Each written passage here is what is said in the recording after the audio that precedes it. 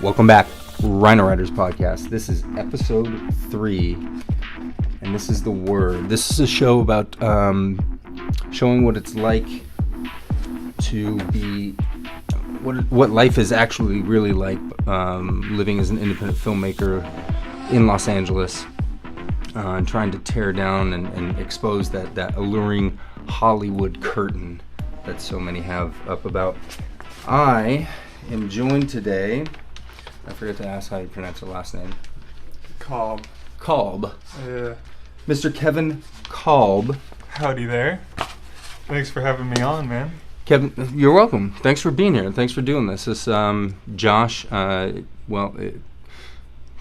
quickly tell the story, lots of rain in LA last night. Not very good in the canyons. Canyon closed. Took me like 2 hours to get down. I was supposed to pick up Josh and bring him here, and he was going to be and sit in with us as well, but that didn't happen. But Kevin was nice enough to fill in for that. So, sponsor plug.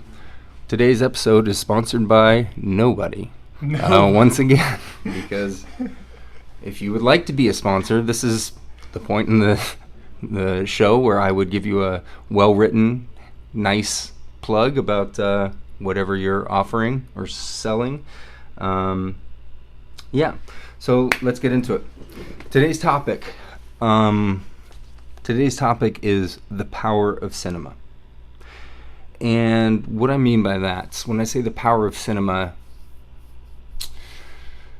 for me, as you know, if you've listened to the previous first 2 episodes, Kevin hasn't heard me, say we've talked a little bit, and I think he kind of knows where my heart is, in terms of my love for movies. But movies, like, really like the more I think about it, the more, you know what I mean, the more I'm like looking back, like, mom did that, my dad, you know what I mean, and I'm like, and I would like go watch a movie, and that would like a total like escapism, you know what I mean? Yeah. Which is like powerful and extraordinarily important for, human beings. So it's crazy. The more I think about it, the more I'm confident that not only movies but stories in general really like might be like the most powerful thing out there. You know what I mean? In terms of like doing good and learning and helping us, as a species evolve. Kevin, what do you think? What power of cinema? When I say that to you, when I say the phrase the power of cinema, what does that mean to you? Kevin, by the way, this will be interesting. We're 15 years apart. Kevin's 15 years younger than me. So I'm very curious to hear a pretty opposite, or a different generational perspective on it. So, Kevin, when I say the power of cinema, what does that mean to you? Yeah, no, I'm excited to kind of talk about that and fill that generational gap. I think we align on a lot of stuff. Ryan told me earlier about how everything is storytelling in a way, and that there's good storytellers and there's bad storytellers, but everything is a story. And I really agree with that too, because life isn't just a material world, it's just potential. It's constant potential, and we tell a story as if we're like a movie character living through our movie, which is our life, and so we can kind of think of our life as a timeline. What scene do we want where, and then let's fill it, when I mentioned I do the plug in to plug out, right, and I go on these like crazy runs and stuff like that, and just and I'm just like I'm in my own world. I feel like I'm living in a movie. That's awesome. Depending on the song, like if it's like tempo, whatever, like, or if it just hits at the right moment, like I'm like run, you know what I mean, like bouncing, like landing onto the beats and stuff like that, awesome. And like picturing but that's what I did. That's my point. That's the power of cinema. I did that as a child. I had these woods in my backyard. Played, my friends lived on like the other side of town, so I couldn't see them as much as I wanted, or we had to our parents had to exchange. I couldn't just ride my bike to their place, and my brother's 5 years older than me, so I would go out in the woods like by myself, and I would be, which I'm gonna get to, I want to talk favorite movies of all time. I would be Schwarzenegger in the woods. You know what I mean? Like, and I would just like, I just for hours by myself, making up these fantasy like stories. That's crazy. The king. Did you ever do like as a kid, like, because you grew up with a lot more technology, you know, than I had. What was like 5 to 7 like you know what I mean? Where did that kind of love start to grow? I mean, you're very passionate about stories and movies in general, and just, you know, books and everything like that. So like, tell me about like 5 to 7. What was your like headspace? Do you remember? It was like half an hour ago.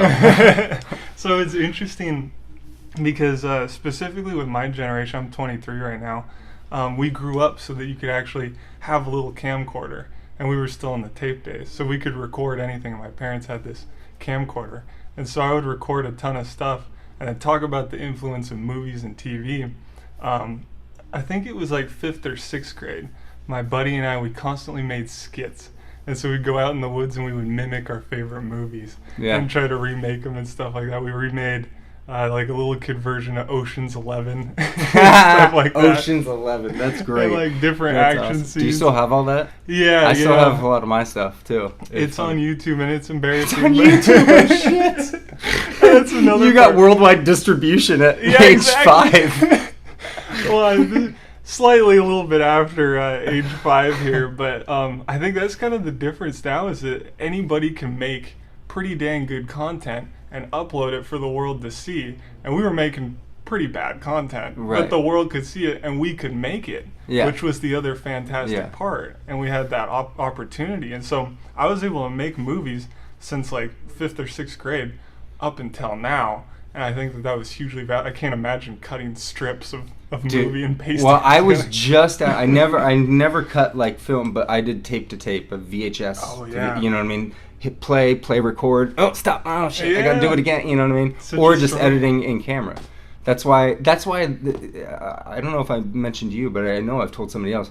That's why, like, when I first got into Snapchat like 6 months ago, it was like within minutes I was like, I see why this is so much fun. I'm a kid again. And instead of, you know, but nobody knows how to use the format. You know, they're still doing the same stuff they're doing on Instagram. Hey, look at me. Whereas I'm like doing a 1 second snap of that and then a 3 second snap. You know what I mean? I'm just editing in camera. Yeah, and the stuff's just going to keep progressing. So younger people are going to be able to make cooler and cooler things. And it's just going to happen, like everybody's going to be a filmmaker eventually. Yeah. So let's go back to, and this would be interesting because we're right aligned with that, and I think we're both also aligned on the fact that the quality of the story, like we've lost the art of the storytelling. You know what I mean? We've talked about that. Gone on the the spectacle rather than the character and the themes. You know what I mean? The theory. You know what I mean? Like that deeper shit that like. The universe has become more important than the actual like curve of the story. Right, and we've put way too much on the spectacle, you know, on the how big and whatever, and lost just like that. Hey, how can I just tell a story to like really, you know, expose like uncertainties, you know what I mean, or expose weaknesses, and then offer like a possible resolution or explanation, you know what I mean, for him. And those are the movies that make me think, and I like those movies that make me think like that. And I think you know, I was talking about these camcorder movies we were making and editing of like Ocean's 11 and stuff, but my buddy and I, we always were in competition to make better films. We were influenced by the CGI and like Jurassic Park and all that kind of stuff, so we were creating these pretty bad 3D models of like these little monsters and stuff, and so we'd be running away from these monsters in the woods. So like I grew up in this time where we're like increasingly have more technology just for the spectacle, right? And we were creating things for just the spectacle. Sure, absolutely. So dang cool. And then as I got older, I was like, okay, story is increasingly important. Yeah. So that's actually a pretty good lead-in. I'll talk about my favorite movie and stuff, but I'm curious to hear what, like, do you have, because I'm a big fan of like favorite, like I have a favorite color, I have a favorite song, I have they're not like my favorite song isn't from my favorite artist, but you know what I mean, I just when I decide something's my favorite, I stick to it. And so a lot of times when I ask people like, "What's your favorite movie?" They're like, "Oh, how do I pick?" And I'm like, and like, Give come me on, something. you know what I mean? Like, Yeah. give me something. Like, geez. So, do you have a single like, this is my number one favorite movie, or like I'll just tell you a movie that fucking really hit me? Can I give you top 3? Yeah, of course. Hey, right on. So, Inception, I think, is right up there because, like I was talking about earlier, I love. Do you know how things- much shit people my age talked about Inception? So much, dude. Really? So much, and it is a like brilliant, almost breathtakingly perfect piece of cinema. So go on, that's interesting. Oh yeah, I want to hear about the shit that they're talking about. They you had to watch the movie more than once to get it. I like that. I know. Sorry, Jesus. Sorry, a That's movie incredible. actually had depth. But Yeah. like literally like people my age like no fuck Inception, and I'm like it also made $1 billion. You know what I mean? Like that too. Yeah. Like I'll shit on Black Panther, but it still made $1 billion. You know what I mean? Like. Yeah. You know what I mean? Somebody's doing something right. I mean, that is somewhat important, not ultimately important, but like, just didn't. Or I there, see you know what that. it was? There was no. So like they didn't understand that DiCaprio and the main characters actually didn't have any risk of dying. It's like right, but they had the risk of getting lost 8 lifetimes Dream ago, where states, time yeah. stops moving basically in Yeah. present day. So therefore, you're theoretically dead. Yeah. Like. And I thought it was fantastic because dreams are one of the most interesting things that Yeah. happens. Every human has dreams, and sometimes they're the trippiest things that we And could babies, imagine. like young, I have a kid. You know what I mean? He has dreams. Like, Yeah. that's crazy. It's so crazy, and nobody talks about it and the importance of dreams. And it seems like there's a very heavy importance because our subconscious rules so much of our decision making day to day, but we're not conscious of it, obviously. So I just thought it was super interesting that they dove into that. That time was different, and they Mhm.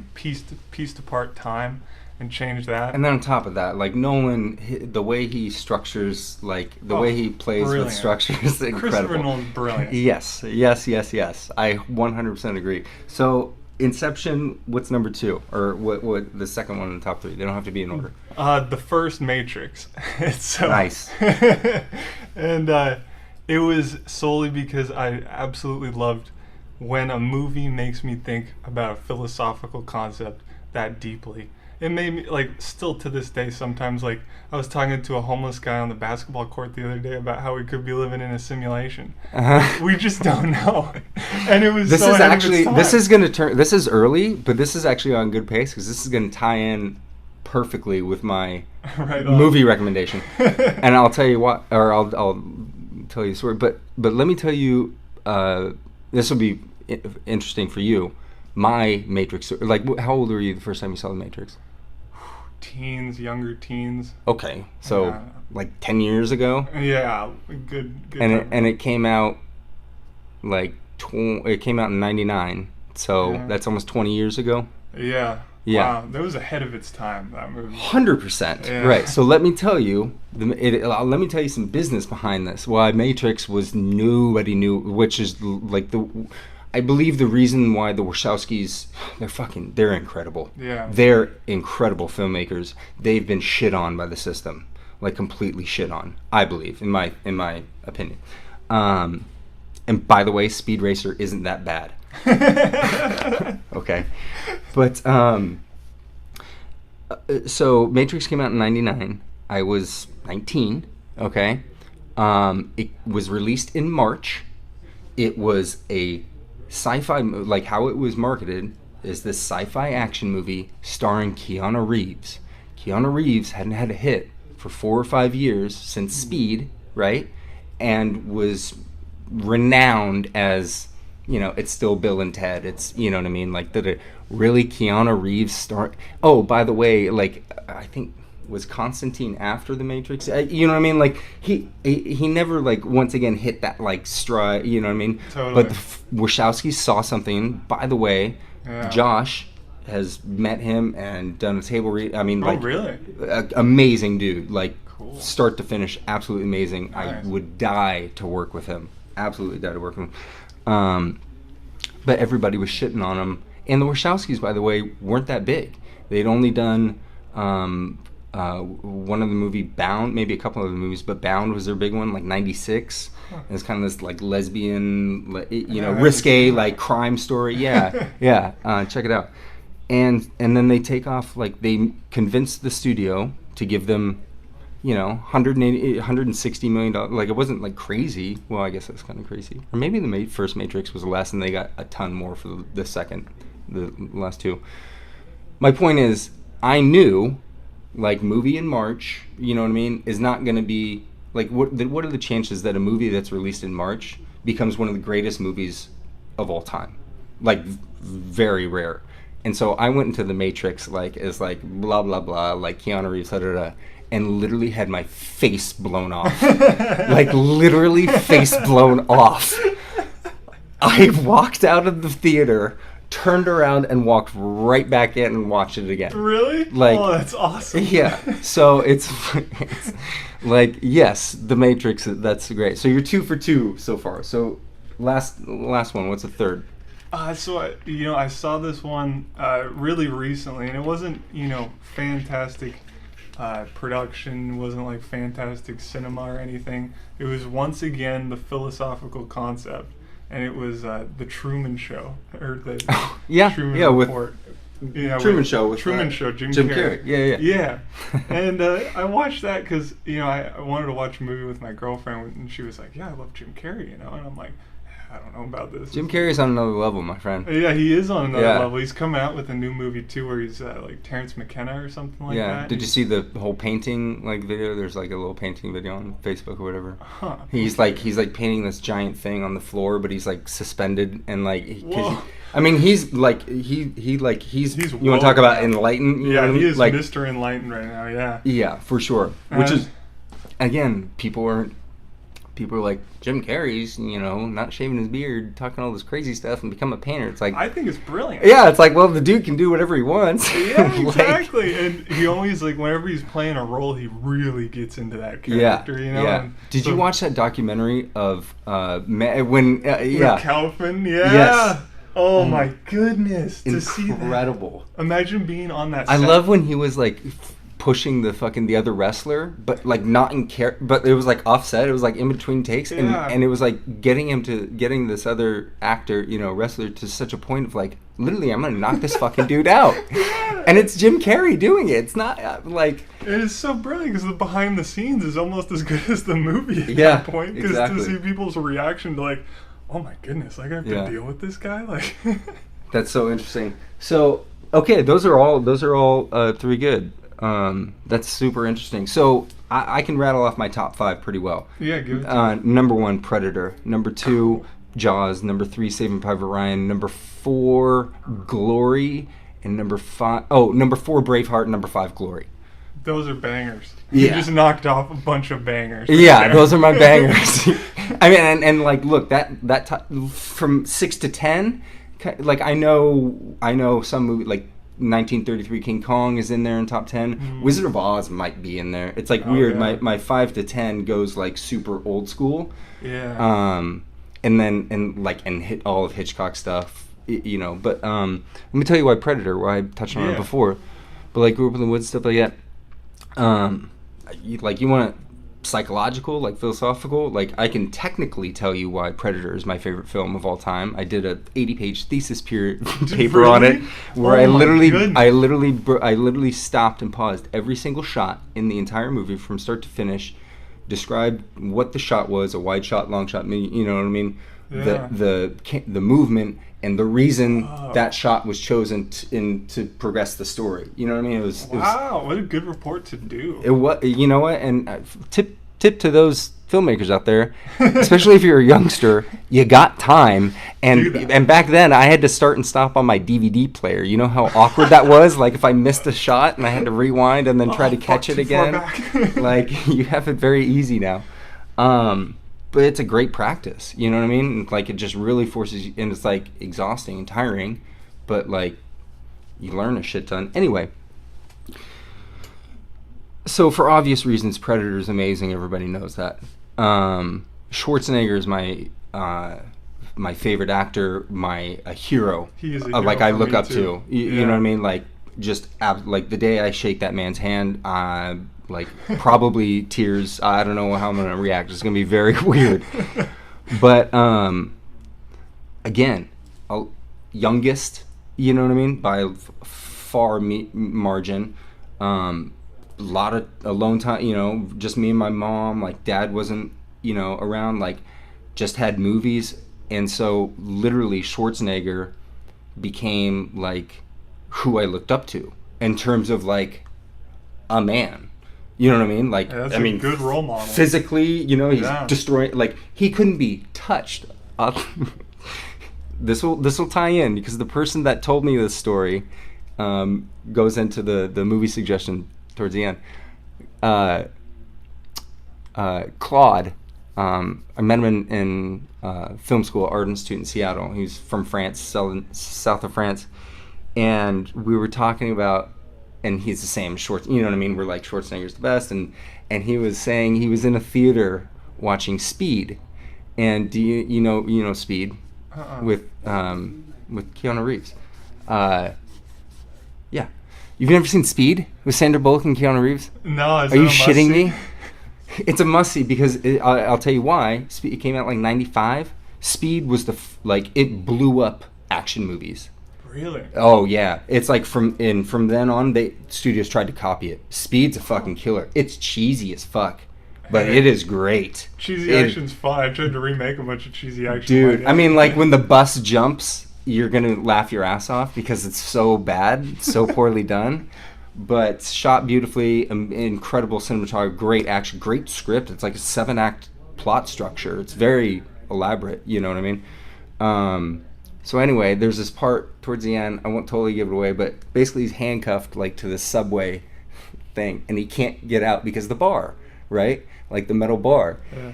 And some dude in the theater stands up, and this is in France, stands up and is like, you know, translated, basically, oh, that was fucking Schwarzenegger. He burst through that thing like nothing. And it's so true. Like, you know, like The Rock is kind of close, but The Rock is like just such a super good guy. You know what I mean? Like nobody fucking touched Arnold in the 80s. He was just fucking like, I'm the biggest, I'm the baddest, I'm the best, dude. So it just, and I watch that movie still to this day. I'm not kidding you. Once a month or once every other month. I probably watch the movie 6 to 8 times a year, every year, and have since like I discovered it. You know what I mean? Like I've worn out like 3 VHS tapes of it. I own like 4 DVDs of it, all the special, you know what I mean? Like it's anytime it's on TV, and if God bless my wife, I always love to watch you know what I mean? Like, oh, Die Hard's on, let's watch Die, you know what I mean? Like that.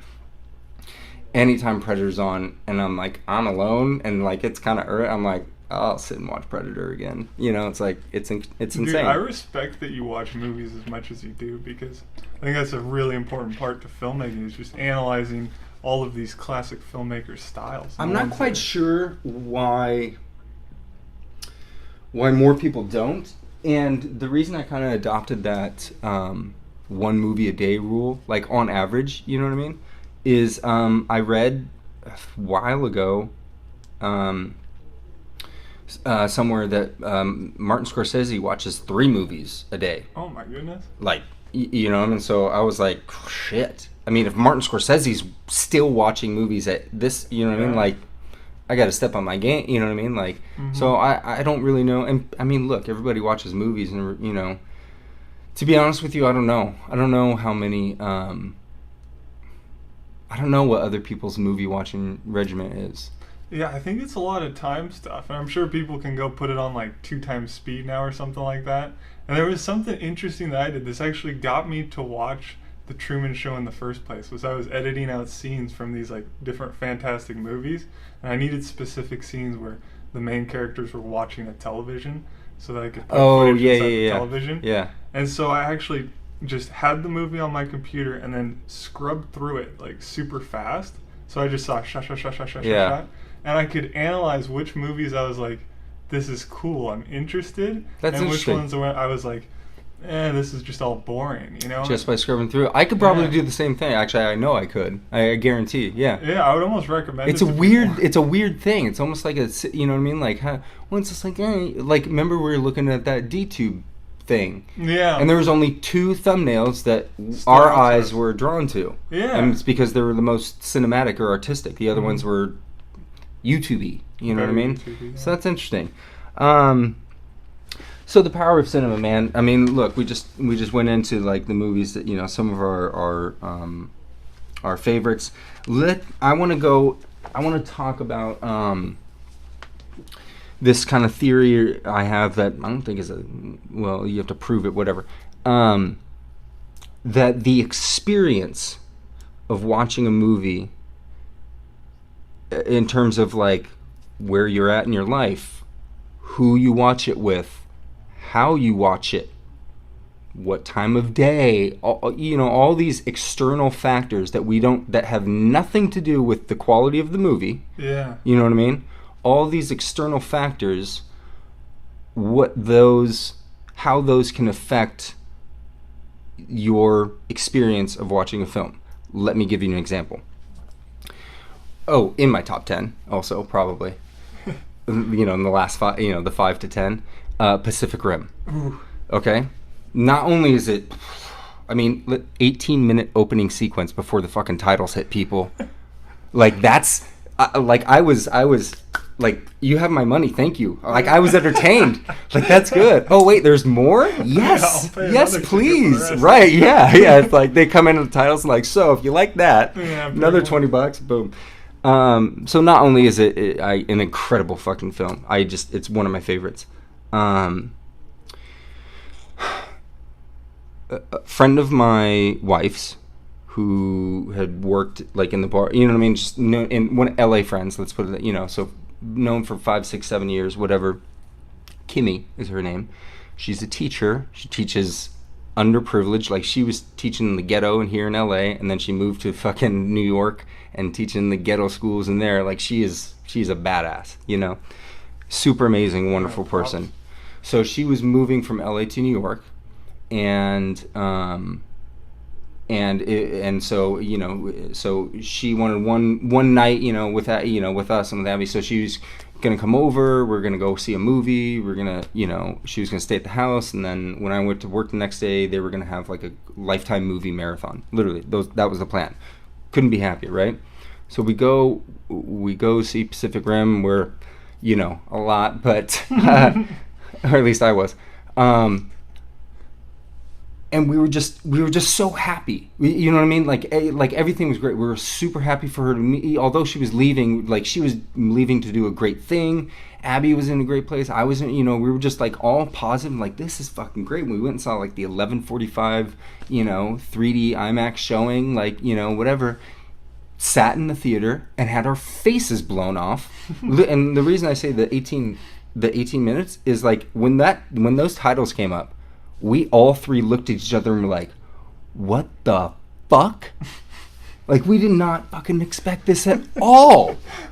Holy shit. And it was one of the best movie going experiences I've ever had. You know what I mean? Yeah. And it had nothing to do with the quality of the film. Some, yes, whatever. It was just the right movie at the right time with the right people and the right settings and the right circumstances. Yeah. That just like, I will never forget Pacific Rim. Oh, on top of that, people might talk shit, but like my son's favorite movie is Pacific Rim. Oh, cool. Guess who was like in Abby's belly? Like I didn't even know she was pregnant, but he was in there like 7, 8 days or whatever when we went and saw it, and I was like, I wonder. Yeah. You know what I mean? Instead of playing Mozart for him, you got Pacific Rim playing. Hey, your sponsor shouldn't be nobody. It should be the new Pacific Rim coming out. Shoot. Yeah. You really promote that sucker. Hit me up. So do you have a story like that? Like, can you think of something like you remember, like an movie going experience you had, or maybe like you watched it in a weird, like it was pouring down rain, we all had to watch it from our phone, but it was still awesome? And yeah, I think like you were saying earlier, there's different things in your life that cues you into certain parts of movies, so you have emotional reactions to certain parts of it. Whether it's the characters having struggles or difficulties that you can relate with, or whether it's even just the music or the visuals can hit you in the emotional way just based off of how your life is. And I think that's one of the coolest parts of movies, is because like we all have these commonalities, and storytelling often hits off of our commonalities. And so coming into there and having those commonalities hit between people and emotions triggered, I think is one of the most beautiful things about movies. It's incredible. Video, like I mean, like I'll get like emotional about it. Like when I sit and think, the reason I get emotional about it is I have the power to make a movie, to do that. Yeah. You know, that's crazy. I mean, anybody does. Power, yeah, right. Okay. It's like, yeah, get to work, get a camera, and right. Yeah. No, very true. Yeah. You're going there. But just, I mean, it's cool just to hear like, you know, especially like a generation gap. You know what I mean? Like that, like movies are still that powerful and that impactful. You know, I don't talk to a lot of people about movies. My wife doesn't like. You know what I mean? Like try to like talk about normal shit, but. There was an experience I had. This was like, it was in high school, and it was a movie about, it was a guy counting cards, I remember. It was like 24 or something like that, and I don't even remember the name of the movie. 21, with Kevin Spacey. Yeah. Yeah. And we came out of that, I remember it's like all these high school buddies and I, and we were just like pumped. We were like, we're going to hack life like this guy's hacking the system. And it was just this funny thing. What was your reaction, or so when Social Network came out, it was like 2010? Oh, yeah. What was your... That was very... So what did that like, is that like my generation 7? That's my theory. So David Fincher, right? I fucking love David Fincher. When 7 came out, it was 1996. I was fucking 16 years old, like in Everett, Washington, pouring down rain. You know what I mean? 250 days of rain out of the year. No, internet, like pager, stuff like that. But 7 was the movie like of the summer. Like you haven't seen it yet. Like, and we had like, oh, well, he's only 15. Let's sneak him in. I mean, it was like you have to go see 7. You have to. Then Fincher does The Social Network, which I believe is your generation's 7 in terms of for Fincher's career. And so I want to hear your story of Social Network. That's pretty interesting because I'm a film head, obviously, but I was a journalism student in college, and then entrepreneurship was like my other side degree, which is a weird degree to get. It is a dumb degree. It's like getting a producer's degree. It's like just start a business. Just go make a movie. Yeah. So I was in this journalism class, and the teachers they brought it up, and it was so important to them that they brought it up in class that we need to watch it. And then we watched it in the class. The teachers played The Social Network for us in the class because it was kind of like a journalistic moment. The movie revealed. So people knew. People knew?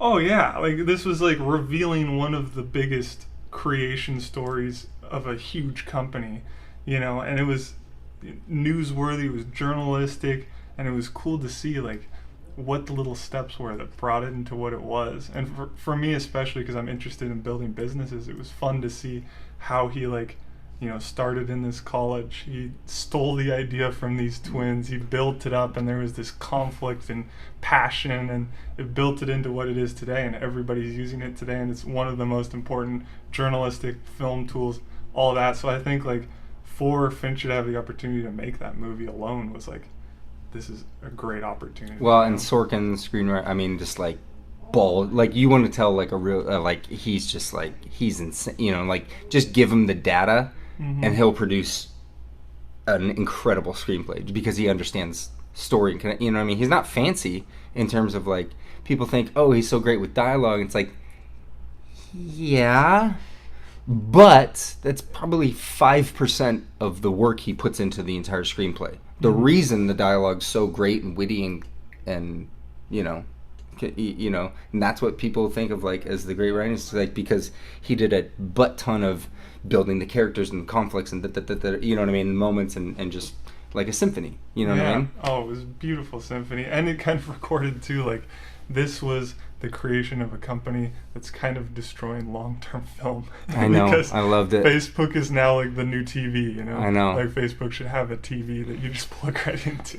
One of my just line that popped in my head from that movie. I mean, obviously there's a million of them, but when they're sitting at the second deposition, I think, and they're, you know, or whatever, talking, Zuckerberg's like not paying attention, doesn't give a fuck, right? Because he's like, my head's back at headquarters. Yeah.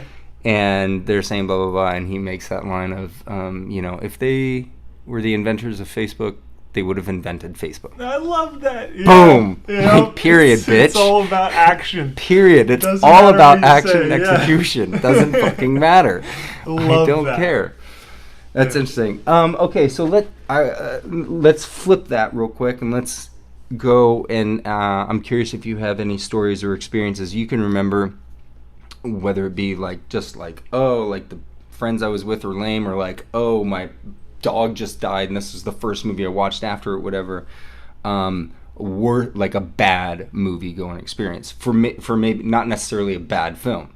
My example, before Abby and I had a kid, dude, we went to a theater once a week. Like we see everything, you know, but we had the freedom to be able to do it. So like days every week when we had days off, it was like, let's go see whatever movies in theaters. So we went and saw Wolverine, not Logan, the one before that, but still James Mangold directed it. It's like in Japan and stuff like that. I don't know if you ever saw it. Anyway, it's a very good movie. James Mangold's a terrific, phenomenal director and writer, you know what I mean? And really got to know that character. And we go see it, we go see, you know, early, like noon, you know what I mean? Like not late night showings. Late night you kind of expect more like debacle or whatever, but we're in the daytime, dude. And this family brought their kids, like, and the kids are like 3. Yeah. And there's one like a baby, like a 1-year-old, and like in the opening 5 minutes of that movie, Wolverine Logan's like in the snow or whatever, and there's this bear that's like caught in this trap, and he, you know, goes and like helps it, and these people are like their kids are like crying and talking. They're like, look, bear, ooh, ah, and Abby and I are like, and it's like, and then people start shouting out, you know, and we're stoned as fuck, so I'm not saying a goddamn word. You know what I mean? Oh yeah. But it was like, for the first half of the movie, like they finally like halfway through finally left, and we could like sit and enjoy. It was actually probably quicker, but it felt like an eternity. You know what I mean? Yeah. And so then you just like couldn't just. It was just off. You know what I mean? And so like, do you have any like memories or stories, like examples like of that? You know, just like. It's actually, I have a couple for you. One in theater and then one in the living room. Okay. So the one in theater, it was early high school. Just got my driver's license, so I'm taking this girl that I have the hots for out to a late date for a movie, and it was The Dark Knight, Christopher Nolan, my favorite director, you know. Yeah. So I'm pumped. This is gonna be a great movie, and we roll into there, and within like the first 30 minutes, I keep feeling my phone ringing. I'm like, what's going on? So I like stop it, keeps ringing, stop it. I'm on vibrate. And I look, it's my mom, and she keeps texting me like, where are you? It's past your time to come back to the house. And so she keeps calling me, and I'm like, I'm trying to watch this movie. I'm trying to vibe with this girl that I'm digging, you know, and I'm in high school. And so that ruined it for me because I was out too late. But That's funny. Then the other story was I was in my living room, and it was a Guillermo del Toro movie, the one with Leonardo. He fights the bear. What's that one called again? Oh, Revenant? Yeah, Revenant. Not Guillermo or Alejandro. Oh yeah, Inarritu. Alejandro. Yeah. So make me look good. Yeah, thanks for the correction there. So we're watching this thing, and you know, I'm pumped because I've heard like this is how the cinema works, how the camera moves, sure, brilliant, and everything like that. And I'm in college by this time, so I'm really intrigued by that kind of stuff. And I'm sitting there with my buddies, and my buddy's like, hey, you want to tap of acid to watch this movie?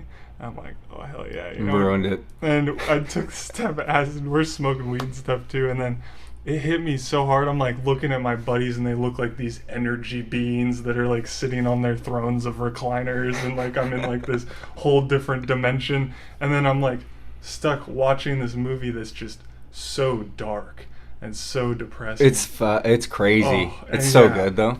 It's incredible. And beautiful. It's beautiful, but when I first watched it, I was like, man, these vibes are just not too good coming from this. This guy's getting just torn apart by a bear. He's like, he's just constantly striving to find his kid through the whole movie, but he keeps getting beat down, and I'm just tripping my balls off. And then I watched it a second time, and I was like, oh, this is fantastic. Yeah. I was just the wrong circumstance. I watched Wolverine again, and I was like, okay, it is a good, because I left the theater like, I'm pretty sure it's a good movie, but the first half of it was fucking ruined for me. So then I had to watch it again, like, in my own That was a psyche. cool question. Yeah. Okay, let's see. How are we doing on time? Not bad. I'm going to try to cut it quick, so we've got about 10 more minutes. Right on. Which would be perfect. So I got one more thing I want to bring up, and then I'll do a movie suggestion, which will tie it all back in. Some of the stories, you had stories of going to movie theaters. I have stories going to movie theaters, obviously different time period, you know what I mean, in terms of everything. Like when I went to go see a movie theater, even if I was out past my lane, I didn't have a cell phone that my mom could call. You know what I mean? Kind of cool. Like, really nice. Try to think about that. Like, you're fucking up, but you're not getting reminded about it. Exactly. So you can still enjoy it. Yeah. So, but movie theaters. Okay, so right now, there's tons of debate. I don't know about debate. It's just, I literally, to me, like when I look at Hollywood, I just see people like running around like into walls, like not having no fucking idea what's going on, like scrambling. Yeah. So, but I do think movie theaters are important. I do love going to see movies at movie theaters. You know what I mean? I don't think they can ever fully die off. I mean, even like 50 years from now, I think we're still going to have movie theaters. It's going to be more a nostalgic type thing, but there'll be, you know what I mean? Because again, it's about the experience. Yeah, it's like there'll still be newspapers as long as there's old people alive, you know? Well, not just that. Just it's people that find newspapers interesting. Like,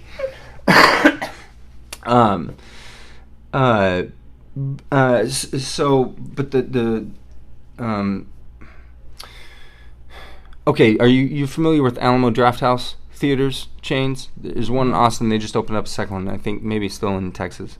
They are like Nazi strict in terms of etiquette in a movie. Like, you pull your cell phone out, like, really? You're gone. Whoa. You talk, like, they're like, no. Movies are sacred. Cinema is sacred. Movie theaters are sacred. Whoa. Do not disturb, basically, type thing. Okay, I can respect it. I can too, right? And I mean, it's like being a dick, it's like, being an asshole, but it's like they're doing the right thing, I think, right?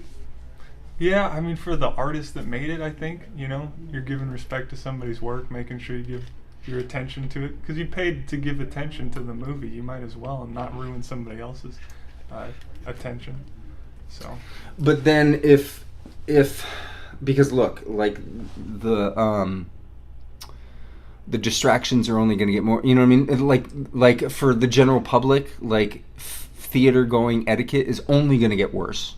Mm-hmm. Because I've seen it get worse. I mean, just in my 36 years of watching movies in cinema, I've seen it like go from like it used to be like you're afraid to fucking speak, or it doesn't matter how bad the movie is, to like people, like I said, those people, like, who thinks like that? You know what I mean? Or like, even somebody was like literally like phone conversation, like da da da da da, and I'm like, yeah, I don't understand that mentality and stuff like that. And I think if that continues to burge and flex, I think that's going to be what's going to like ultimately have the negative impact in terms of people wanting to go to the theater, because they don't want to have to fucking deal with a million distractions. You know what I mean? Because I know a lot of people that are like avid movie, in the film, or in the theaters, like go see multiple movies a month, and like are psycho about like the silent, and the experience and stuff like that. And I don't know. What do you think? Is that? It could be because the first thing that popped in my head is a long time ago, theaters were like an absolute spectacle. And it's like, wow, look at this massive screen, and I have like these nice seats to watch this huge movie on the big screen. And I think the spectacle is getting reduced. So people are like, I mean, I got a huge flat screen in my house. Like, I'm on my phone when I'm watching my flat screen at my house. How is this any different, you know? So I think it's become less of a spectacle to people. And technology has made it so we can easily interrupt it, you know? Do you want to know my idea? What's that? And I'm going to say this because nobody else is going to execute on it. But it'll ultimately be, you know, a plan I have. And I think I mentioned to you before, but like, a traveling circus, right, that can pop up in a field with a movie theater, a lounge, bar, chairs, whatever, and people can congregate, and they stick a antenna in the ground and broadcast the movie in a 1,000 square foot radius. Yeah. And you can sit in your car and watch it on your iPad. You can watch it on, with your kids. You can watch it on your phones, lay under the stars with your girl, like on the park. You know what I mean? Like watch it, or sit in the theater, watch it. The key is, when everybody's there. Okay, everybody, 10 minutes. The movie start. Check in, like thumbs up or thumbs down. Yep, ready.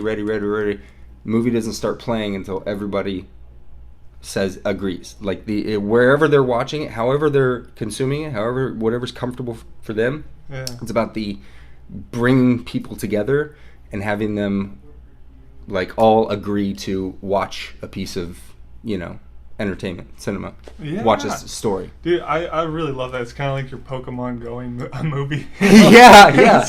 And then you pack it up and then like they're gone, damn, like fuck, you could have roadies like I want to see it again, like those fanatics, totally, I don't know. And it's just in this shared location, these people have had that experience. So you got to make sure nobody Mark Zuckerberg's that idea take it into action. Nobody. By the way, if you do, great, because I think that would only be good for my business industry. Like, invite me too. Yeah. Okay, well, let's wrap it up. That's pretty good. I'm going to close with a movie suggestion and also a related, and I'll tell you the story behind why this movie, and it actually goes back to Claude was there and also The Matrix. Have you ever heard of a movie called Equilibrium? No. With Christian Bale, Sean Bean, Taye Diggs. Christian Bale's the man, but I have not seen that. So it came out in 2002, so let's movie recommendation part. Equilibrium. If you haven't seen it, 2002, written, directed by Kurt Wimmer. Sorry if I get the name wrong. It's effing fantastic. It's incredible. Like, go watch it wherever you guys watch it. You know what I mean? Wherever you, like, YouTube it or whatever. Go see it. It's amazing. It's very smart, like, filmmaking. For like an action, near future sci-fi. It's kind of like Fahrenheit 451, like Ray Bradbury. You know what I mean? Yeah. It's like they're burning Mona Lisas and stuff like that. Yeah. Okay. It's cool. You dig it, and you'll get into it in the first 5 minutes, and I'll tell you why. So Claude and I, we're living in Seattle. And we literally, like, again, dude, so, like, technology wasn't really there, nor was I at the cutting edge of it. We literally, like, we want to go see a movie. It's February, the worst month for movies. We go to the theater. We look at all the posters of what movies are out. I don't remember any of them, but I remember the poster for Equilibrium, maybe one of the dumbest looking posters ever. It's just, like, this half of Christian Bale in a black, Matrix-looking outfit, holding a gun. And then Taye Diggs on this side, and it's just them, Equilibrium. And we're like, are they fucking trying to rip off The Matrix? And we're like, whatever, it's like $5. You know what I mean? It was like on super cheap, and we're like, let's just go see it. We sit there, and we're like, this is going to be the dumbest movie ever, blah, blah, blah, whatever. We sat down, and it opens with this, like, because there's this whole, like, these I forget their name, but these, like, prophets or and there's like, and they're like experts at like gunfighting, but it's like samurais but with guns, and they're like and they know exactly where to like pause so they don't get hit, and like, but like, you know what I mean? It's so it opens with like a voiceover of that, and like in the days come, and then we're like, oh boy, like this is super cheesy. Yeah. And then Christian Bale comes on screen, and this is early Christian Bale. This is pre-Batman Christian Bale, right? And so he comes on, we're like, love Christian Bale, love Sean Bean. He was just in Fellowship of the Ring. Like, he was hot right then. You know what I mean?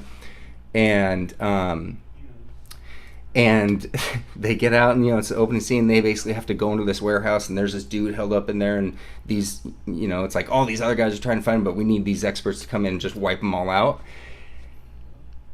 So that's the whole buildup, and then you'll get to that scene, and you'll see why it hooks you from right away. You're like, this is a fucking good filmmaker. I'm gonna continue to watch. You know what I mean? Yeah, it's I'm gonna watch that sucker. You can see it. It's like this guy's doing something not outside of the norm. Yeah, you know what I mean? Being that's creative, awesome. Innovative, taking risks, stuff like that, and doesn't disappoint. And he's had a weird career. He's a very good screenwriter. But yeah, check it out, Equilibrium. So, love it, man. Let's see what we got outside. Any final thoughts? Final words? Hey, man, dude, this was a very good time. I'd love to do this again, man. I think I loved it. It was good. Hey, let me throw one out for the people because I just rewatched this movie. Yeah. And it's been a really long time. The Lord of the Rings, The Two Towers. I know it sounds basic. Dude, oh my God.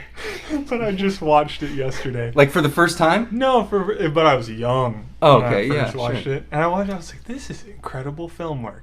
This is absolutely brilliant. And so, yeah, I just wanted to throw that one for the people. So the first one, Fellowship, is my favorite of the trilogy. Yeah. It's just more. It's more real. And again, Sean Bean's character. Like I read all the books. I watched the cartoon like back in the 70s, 80s. Oh, dude! And they mix in like live action footage, but with cartoons. So it's like the orcs are like actors, but then they like went in and like drew over them. It's fucking cool. It's That's like badass. Yeah, it's like they were all like doing acid probably, but it's actually so the first Lord of the Rings. It's Fellowship and Two Towers. Mm-hmm. And then there's a third cartoon that's not very good. But Peter Jackson actually pulls a lot from that cartoon movie. Really? Check it out, man. That's interesting, yeah. man. So, so Fellowship, it's just grittier to me. I love it. But there is the reason like no other movie in that trilogy can touch it is there's that one shot when Boromir, Sean Bean, blows the horn. And they're, Legolas turns like, the Horn of Gondor, go! And it's one shot, and it's from up above, and it's on top of this hill, and the shot is it just basically goes down the hill and ends on like a, medium shot or wide shot of Boromir, like defending Pippin and Merry. It's like maybe a 12, 15 second long shot.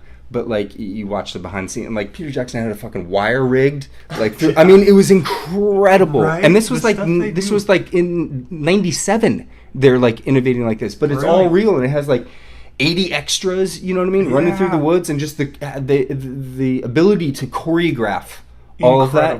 Amazing. So everybody must have been so passionate and into that project that they were able to choreograph all of that. And I saw some of the scenes, like there was some camera shots where their landscapes are fantastic. They're in New Zealand or wherever they are, and so they had the camera set up so it's moving, so it's panning left to right, but it's following the character and zooming in, and they're standing on top of a hill, so there's like mountains in the background, so the background's moving, they're stable, the camera's moving with them, and it's just so much drama. Whereas if you would have just had the straight-on shot with them on the mountain, you'd be like, "Oh, this is peaceful." Right. But because of war was coming and they moved it like that and zoomed in. That's directing, man. That's brilliant. How do you move the camera to tell the story? All right. So that's it. Speaking of story, I think that's going to be the next episode. Where has story gone? Good question. Right. This would be the time in the show where I give the second plug for the sponsor, but I still don't have one, so nobody. I think that's it for now. Kevin, thank you very much for joining. Hey, thanks for having me, man. It's a good time. Saved my butt a little bit. It's good to have somebody else on the other line, so I'm not just sitting here talking to myself like a weirdo. That's it for now. In the meantime, why don't you all go out and make a fucking movie? RynoRyder out.